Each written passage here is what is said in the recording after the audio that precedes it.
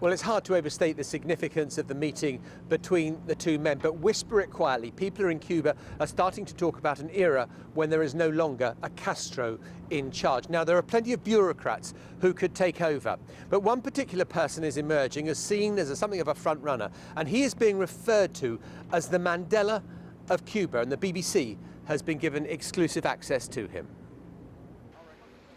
Gerardo Hernandez was a Cuban intelligence officer picked up by the Americans in 1998 for spying and given a life sentence. He was freed as part of the prisoner swap at Christmas and was given a hero's welcome on his return.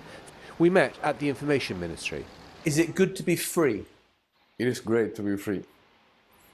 Did you ever think this day was never going to happen? Well, I always trusted that I would be free someday. But to tell you that there were some times when I thought that it couldn't happen, would be lying to you. That is, sometimes in the bottom of your mind, you think that, well, maybe I'm gonna die in prison. That you would die in prison? Yes. But at the end, I very much trusted that I will be free one day.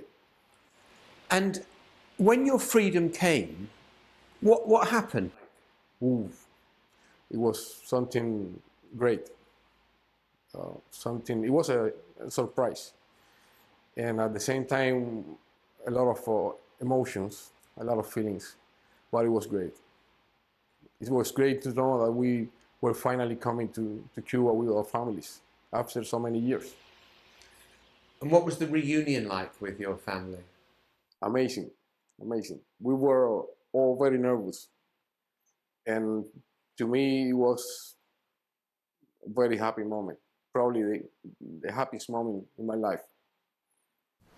The economic challenges facing Cuba are huge now that Venezuela no longer plays the same role in keeping the country afloat with oil. The infrastructure is crumbling and opening up things like the hugely important cigar market. It employs 250,000 people here to America, would be an important step. Do you think that President Obama was brave to do what he's done in terms of trying to change the relationship fundamentally with Cuba? I believe so. I believe it was a brave decision, yes. Do you worry that if relations are normalized and there's open trade between Cuba and the United States, yes, you might sell a lot more cigars, but you're going to have all the American brands coming into Cuba and Cuba will stop feeling like Cuba? I certainly hope that that's something that won't happen in Cuba. I believe and I hope and I expect the Cuban people or the Cuban government to be ready to face that kind of situation. And I hope and believe and trust that the Cuban people will be capable of building a system that will know how to work with that, but without letting happen in Cuba what is happening now in many other countries. When he arrived back after 16 years in prison, he and the other 4 members of the Cuban Five were feted by Raul Castro inside Parliament, and even by Fidel himself. So now that you're free, how do you see the future? Because some people are saying, maybe you could be the next president of Cuba. I wouldn't aim so high. I might be the next manager of an industrialist baseball team in Cuba, for example. But if you were asked to serve, if people came to you and said, we want you to be president, would you be president?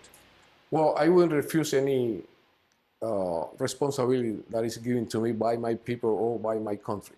And that sounds like a yes.